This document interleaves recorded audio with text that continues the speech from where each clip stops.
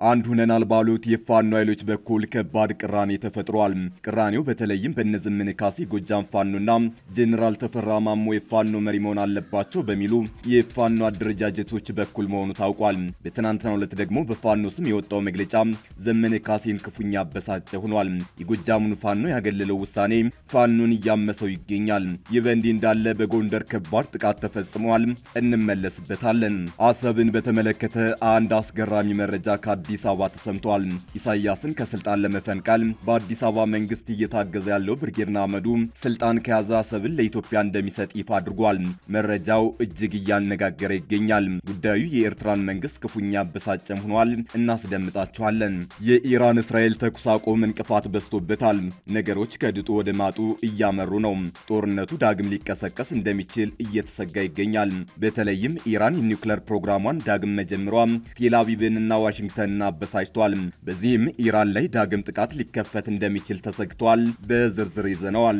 የጤና ባለሙያዎች ንቅናቄ መሪው ዶክተር ሲታሰር የመብት ተቋሙ ማሳሰቢያ አውጥቷል። የኢትዮጵያ ጤና ባለሙያዎችን ንቅናቄ መሪዎች መካከል ግንባር ቀደም የሆነው ዶክተር ደቦል በመባል የሚታወቀው ዶክተር ዳንኤል ፈንታነህ መታሰሩን ንቅናቄው አስታውቋል። ጉዳዩን የተመለከተ ዘገባ ይዘናል። ጤና ይስጥልን ውድ የአንድ አፍታ ሚዲያ ቤተሰቦች፣ ሰላምታችን በያላችሁበት የዓለም ዳርቻ ይድረሳችሁ። ከአንድ አፍታ ለአሁኑ መደመጥ አለባቸው ያልናቸውን ዜናዎች ወደ እናንተ የምናደርስበት ሰዓት ላይ ተገኝተናል። አብራችሁን ትቆዩ ዘንድ ግብዣችን ነው።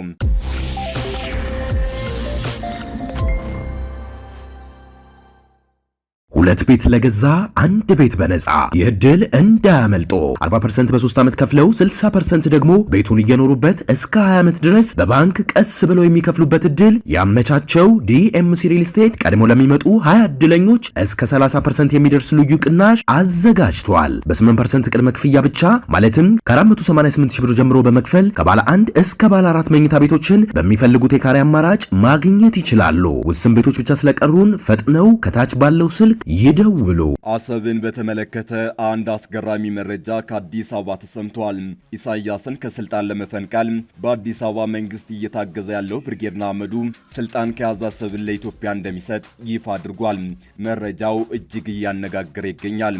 ጉዳዩ የኤርትራን መንግስት ክፉኛ አበሳጨም ሆኗል። የብርጌድ ንሓመዱ የፕሬዝዳንት ኢሳያስ አፈወርቂን አስተዳደር ለመገልበጥ ድጋፍ ካገኘ የባህር በር ለመስጠት ዝግጁ መሆኑን አስታውቋል። ብርጌድ ንሓመዱ ኢሳያስን ለመገልበጥ ድጋፍ ከተሰጠውና መንግስት ከሆነ ራሱ ጠይቆ የባህር በር እንደሚያቀርብ የንቅናቄው መሪ በየነ ገብረ እግዚአብሔር ከአውራምባ ታይምስ ጋር በነበረው ቃለ መጠይቅ ተናግሯል። ብርጌድ ንሓመዱ ዋና ማዕከሉን አዲስ አበባ አድርጎ የፕሬዝዳንት ኢሳያስ አፈወርቂን አስተዳደር ለመጣል እንቅስቃሴ መጀመሩን አስታውቋል። ብርጌድ ንሓመዱ መቀመጫውን አዲስ አበባ ለማድረግ የወሰነው የኢሳያስ አፈወርቂን አስተዳደር ለመገልበጥ የሚያደርገውን እንቅስቃሴ ከቅርብ ርቀት ላይ ለመምራት ነው ብሏል። በኢትዮጵያ ድጋፍ ኢሳያስን ከገለበጡ ለኢትዮጵያ የባህር በር እንሰጣለን ያሉት የንቅናቄው መሪ ጥያቄውን እንድንመልስ የህዝብ ድጋፍ ያስፈልገናል ብለዋል። የኢትዮጵያ የባህር በር ጥያቄ ተገቢ ጥያቄ ነው። የኢትዮጵያውያን ህዝብ የባህር በር ጥያቄ እኛ ራሳችን ጠይቀን እንመልሳለን ብለዋል። ይሁን እንጂ የባህር በር የሚሰጡት ለጋራ ተጠቃሚነት እንጂ አንዱን ሌላውን ለማጥፋት እንዲጠቀምበት አይደለም ብለዋል። ፕሬዝዳንት ኢሳያስ አፈወርቂን አስወግደው ስልጣን ከተቆጣጠሩ በኋላ ለኢትዮጵያ አሰብ ወደብን ለንግድ ማሳለጫ እንድትጠቀም እንፈቅዳለን ብለዋል። ኢትዮጵያ አሰብ ወደብን እንድትጠቀም የሚፈቅዱት በዓለም አቀፍ ህግን መሰረት መሆኑን የገለጹት የብርጌድ ንሓመዱ አመራሩ ስምምነቱ ሰጥቶ መቀበል ይሆናል ብለዋል። ምንም እንኳን አዲስ አበባ ተቀምጦ ኢሳያስን እንዲገለብጥ በጠቅላይ ሚኒስትር አብይ አህመድ አስተዳደር ይሁንታ የተሰጠው ብርጌድ ንሓመዱ አቋሙ በደጋፊዎች ዘንድ መከፋፈል ፈጥሯል። የንቅናቄው ደጋፊዎች በአንድ በኩል የምንታገለው የራሳችንን አምባገነን መንግስት ለመቀየር እንጂ ኤርትራን ባህር በር አሳልፈን ለመስጠት አይደለም እያሉ ነው። በሌላ በኩል ደግሞ ኢሳያስን ከገለበጡ አይደለም የባህር በር መስጠት ከኢትዮጵያ ጋር እጅና ጓንት ሆኖ ህዝባችን እንደ ሁለት ሀገርና እንደ አንድ ህዝብ ሆኖ እንዲኖር እንፈቅዳለን ብለዋል። ብርጌድ ንሓመዱ ኢሳያስን ከገለበጡ የባህር በር ፈቅዳለው ቢልም የባለቤትነት ጥያቄውን ይመልሳል የሚለው ጉዳይ አጠያቂ ነው። በኢትዮጵያ በኩል ያለው የባህር በር ፍላጎት አሰብን በባለቤትነት እስከ ማስመለስ የዘለቀ ነው። ብርጌድ ንሓመዱ ሌላው የያዘው አቋም የትግራይና ኤርትራ ህዝብ ለህዝብ ግንኙነት አሳልጧል በተባለው ሰሞነኛው የድንበር መከፈት ላይ ነው። ጽምዶ የተሰኘው እንቅስቃሴ የህዝብ ለህዝብ የሚባለው የዳቦ ስም ነው የሚሉት የብርጌድ ንሓመዱ አመራሩ የድንበር ላይ ግንኙነቱ የህወሓትና ሻዕቢያ ሴራ ማስፈጸሚያ ነው ብለዋል። በድንበር አካባቢ የሚታየው የህወሓትና ሻዕቢያ እንቅስቃሴ ጦርነት የሚጋብዝ መሆኑን ጠቁመዋል። የሁለቱ ኃይሎች ጥምረት በሴራ የተተበተበ ነው የሚሉት የብርጌድ ንሓመዱ አመራር ጽምዶ የተሰኘው የጦርነት ጥምረት ካልከሸፈ አደገኛ ነገር ያስከትላል ብለዋል። አንድ ሆነናል ባሉት የፋኖ ኃይሎች በኩል ከባድ ቅራኔ ተፈጥሯል። ቅራኔው በተለይም በነዘመነ ካሴ ጎጃም ፋኖና ጄኔራል ተፈራ ማሞ የፋኖ መሪ መሆን አለባቸው በሚሉ የፋኖ አደረጃጀቶች በኩል መሆኑ ታውቋል። በትናንትናው ዕለት ደግሞ በፋኖ ስም የወጣው መግለጫ ዘመነ ካሴን ክፉኛ አበሳጨ ሆኗል። የጎጃሙን ፋኖ ያገለለው ውሳኔ ፋኖን እያመሰው ይገኛል። ይህ በእንዲህ እንዳለ በጎንደር ከባድ ጥቃት ተፈጽሟል። ከወራት በፊት 4 የሚሆኑ የፋኖ አደረጃጀቶች አንድ መሆናቸውን በመግለጽ አፋብኃ የተሰኘ ድርጅት ማቋቋማቸውን ገልጸው ነበር።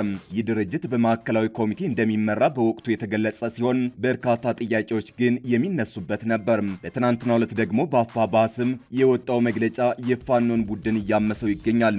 ትናንት በወጣው መግለጫ የፋኖ አደረጃጀት በእዝ እንደተዋቀሩ የሚገልጽ ሲሆን መግለጫውን ተከትሎም የጎጃም ፋኖ አመራሮች ይህ ውሳኔ ከኛ እውቅና ውጭ ነው ብለውታል። ከዚህ በተጨማሪም የጎጃም ፋኖን ለመነጠል የተሸረበ ሴራ ነው እያሉ ይገኛሉ። ጄኔራል ተፈራ ማሞ የፋኖ መሪ እንዲሆኑ የሚፈልጉ የፋኖ አደረጃጀቶች ያወጡት መግለጫ ነው በሚልም እየተቹት ነው። አንዳንድ ወገኖች በበኩላቸው የጄኔራል ተፈራ ማሞ ቡድን በዘመነ ላይ የሸረቡት መፈንቅለ ስልጣን ነው ብለውታል። የጎጃም አመራሮች አናውቀውም ያሉት መግለጫ አፋብኃ የአራቱን ቀጠና ፋኖ አደረጃጀቶች ቀድሞ ስያሜ ያከሰመ አደረጃጀት መስራቱ የተገለጸበት ነው። በጉዳዩ ላይ ቁጣውን ያሰማው የጎጃም ፋኖ አመራሩ አስረስ ማረ ዳምጠ አደረጃጀቶች አንድነት ላይ የሴራ መጠላለፎች መኖራቸውን በይፋ አምኗል። በ13 ማዕከላዊ ኮማንድ የጋራ አመራር የተመሰረተው አፋብኃ ውህደቱን አጠናቆ መሪውን ሰይሞ ይቀጥላል ተብሎ በደጋፊዎች ዘንድ ተስፋ ተጥሎበት ነበር። ይሁንና ግን በቡድን ውስጥ ያለው የስልጣን ጥምና የገንዘብ ጉዳይ አንድ መሆን ያቃተውን ታጣቂ ኃይል እያመሰው ይገኛል።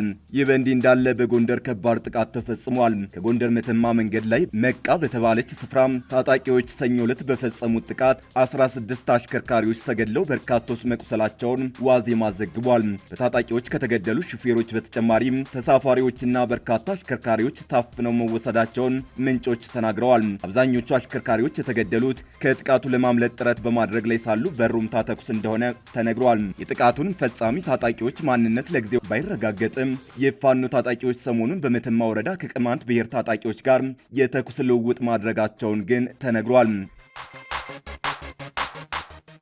የኢራን እስራኤል ተኩስ አቁም እንቅፋት በዝቶበታል። ነገሮች ከድጡ ወደ ማጡ እያመሩ ነው። ጦርነቱ ዳግም ሊቀሰቀስ እንደሚችል እየተሰጋ ይገኛል።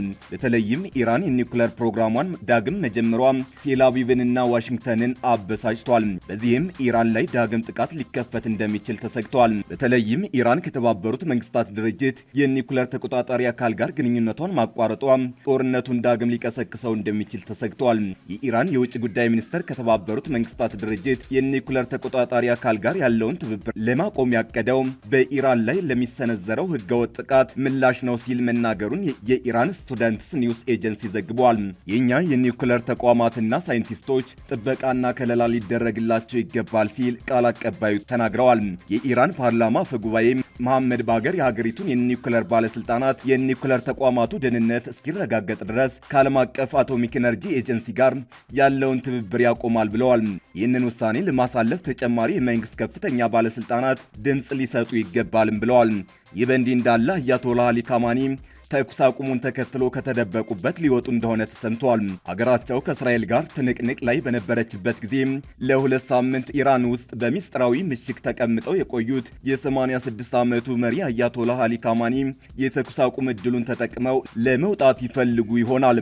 በእስራኤል እንዳይገደሉ በመፍራት ከሰው ጋር በማይገናኙበት ሁኔታ ከጉድጓድ ውስጥ መደበቃቸው ይታመናል። የመንግስት ከፍተኛ ባለስልጣናት እንኳን ከእሳቸው ጋር ምንም አይነት ግንኙነት እንዳልነበራቸው ግልጽ ነው። የአሜሪካው ፕሬዝዳንት ዶናልድ ትራምፕ እና የኳታሩ አሚር አሸማጋይ ሆነው የተኩስ አቁም ስምምነት ቢደረግም ጥንቃቄ እንዲያደርጉ ምክር ቢጤ ሳይለገሳቸው አልቀረም። ፕሬዝዳንት ትራምፕ እስራኤል የኢራንን ጠቅላይ መሪ እንዳትገድብ ቢነግሯትም የእስራኤሉ ጠቅላይ ሚኒስትር ቤንያሚን ኔታንያሁ ግን የመግደሉን ሐሳብ ከማሰላሰል አልቦዘኑም። መቼ እንደሆን ባይታወቅም ከተደበቁበት የሚወጡ ከሆነ አይናቸው የሚጋፈጠው ከሞትና የጥፋት መልክዓ ምድር ጋር ነው። አሁንም በመንግስት ቲቪ ላይ ብቅ ብለው ጦርነቱን እንዳሸነፉ እንደሚያውጁ ምንም ጥርጥር የለውም። የጤና ባለሙያዎች ንቅናቄ መሪው ዶክተር ሲታሰር የመብት ተቋሙ ማሳሰቢያ አውጥቷል።